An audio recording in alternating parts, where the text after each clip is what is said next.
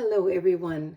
I'm Sandy Anastasi, psychic channel, intuitive astrologer, and soul coach. And I'm here with my tarot tip number 25. This tip is about using the astrological layout to find pets and more. In my last few tarot tips, I've been talking about how to find and talk about your client's pet in their reading. Now I'm going to tell you about a very special layout that's going to allow you to find just about anything in your client's life just by its position in the layout. This card layout is called the astrological layout. It's one of the most versatile and commonly used card layouts in the world of tarot.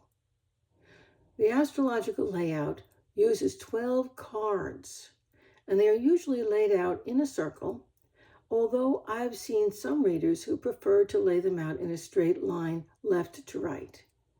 Personally, I prefer the circle, as not only does it mirror the traditional astrology chart, which is round, but the circle is a very symbolic geometrical symbol in the world of tarot, having no beginning and no end.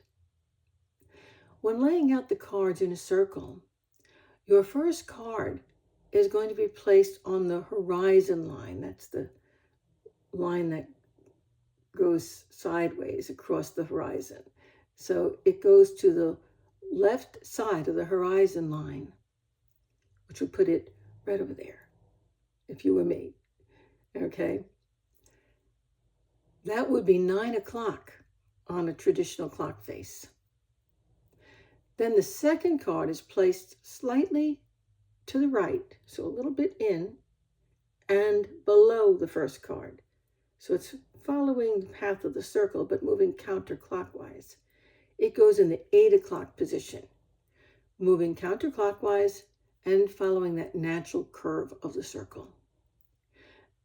This clock, or this clock that we're using, is moving backwards counterclockwise. So repeat that with the next card, and then the next, and then the next, until all 12 cards are placed out in a circle. In this way, the cards' positions mirror a traditional astrology chart.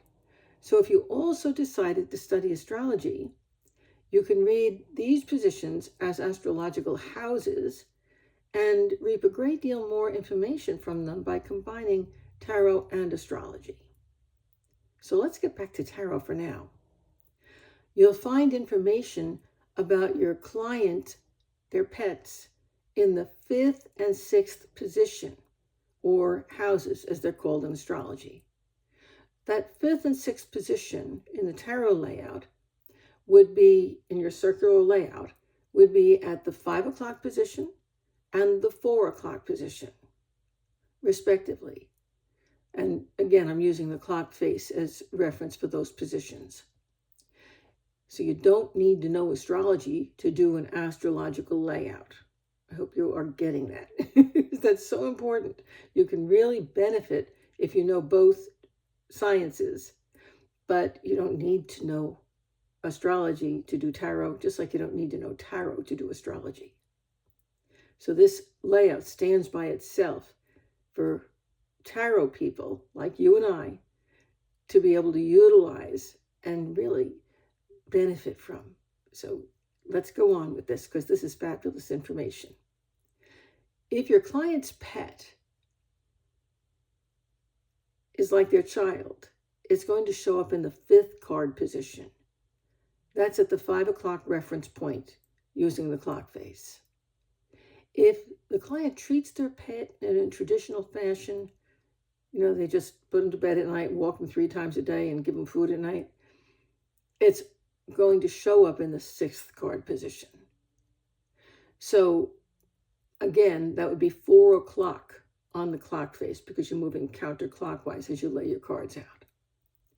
Or I've seen the pet turn up actually in both places, the 5th position and the 4th position. Okay? So I suggest that you take a moment to lay your cards out in this 12-card circular pattern that I just described here, to eliminate any confusion you might be having, and see if you can't locate your own pet in that 5th and 4th positions. Again, that would be the 5 o'clock position and the 4 o'clock position. Okay? That's the 5th and 6th positions in the layout, but the 5th and 4th o'clock. Okay? 5 and 4 o'clock. Okay? It really is that simple. Now, when you're using this tarot spread, you're locating things, people, and in this case, pets, based upon the meaning of a card's position or house, as it's called in astrology. Here's an example. This is going to make things very clear, and you're going to have a lot of fun when you play with your own reading with this. But here's my example. You're reading a woman who's concerned about her dog. You've already laid out the cards when she asks about the dog, so all you have to do is look at the 5th and 6th card positions. Remember, the 5th position is the 5th card you laid down. The 6th card you laid down is going to be in that 4 o'clock position on the clock. So you're looking at 5 o'clock and 4 o'clock, respectively, in using the clock face as reference. So first, you're going to look at that 6th position, 4 o'clock. And you're going to get an overall feel for what's going on with the pet. Now, in this case, suppose you see an upright 5 of Wands in that 6th position. Wands is going to tell you that the dog has something physical going on that could involve either its health or its behavior. And the number 5 that's on the card tells you that it's a time of upheaval and change for the pet. So you tell your client this, and she says that indeed the dog has some health issues, and she's very concerned as this is her baby. So you tell her that the 5 of Wands being upright in the position that it's in indicates that the dog has the strength to overcome this problem.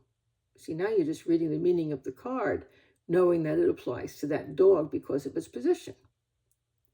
Then you're going to look at the 5th card you put down, and that'll be 5 o'clock on the card on the clock face, because you're going to get more information about her dog that she relates to like it's her baby in that position.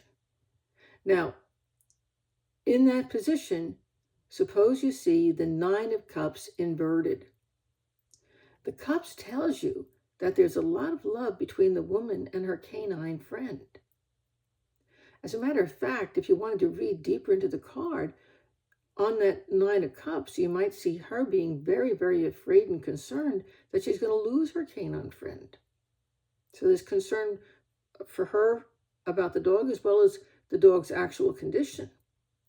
Now, the inversion of the 9 of Cups tells you that something is definitely wrong with the dog. And using one of the traditional meanings for this card that you could take right out of my book or any other tarot book, also will tell you that the dog is overdoing something. Perhaps it's overeating. Perhaps it's eating something that's not good for it. You suggest that she take it to her vet and monitor the food better, or maybe change it for something else.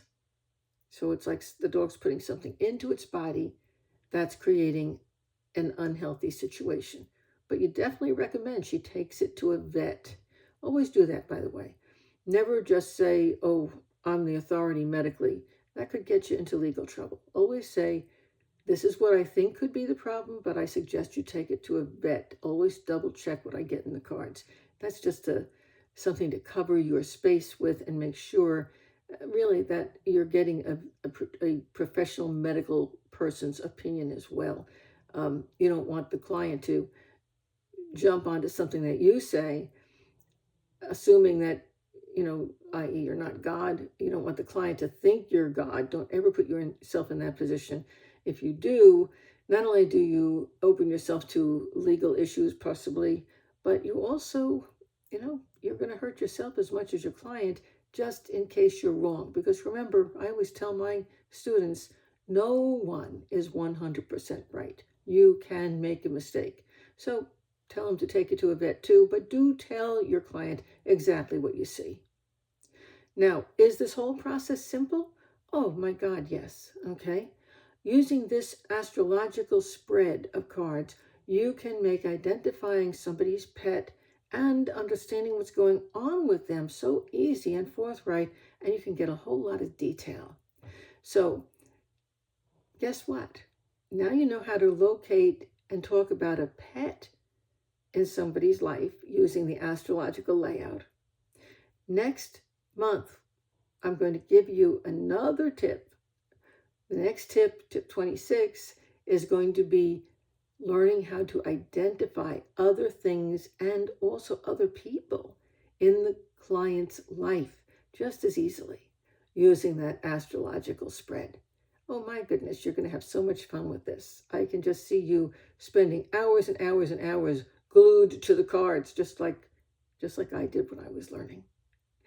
Thanks so much for coming by and listening.